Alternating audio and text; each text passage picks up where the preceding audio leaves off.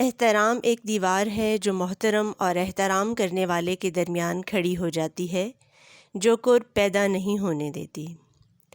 عظیم انسان وہ ہوتا ہے جو انسان اعلیٰ کردار کا مالک ہو۔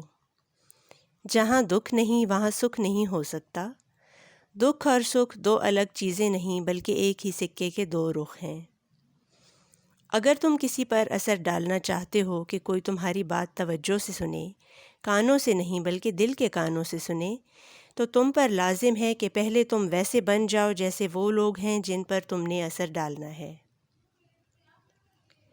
سیانے کہتے ہیں کہ بات کہہ دینا ہی کافی نہیں، جب تک بات پہنچے گی نہیں بات نہیں بنے گی۔ بات صرف وہی شخص کر سکتا ہے جو مساوات کا قائل ہے۔ جینے کے لیے خود سے راضی رہنا بڑا ضروری ہے۔ قرآن نے کہا علم تین قسم کا ہے، ایک وہ جس کا مشاہدہ کیا ہو جو دوسروں پر بیتا ہو، دوسرا وہ جو خود پر بیتا ہو، اور تیسرا وہ جو تجربے سے سمجھا ہو۔ دین علم نہیں ہوتا بلکہ عمل ہوتا ہے۔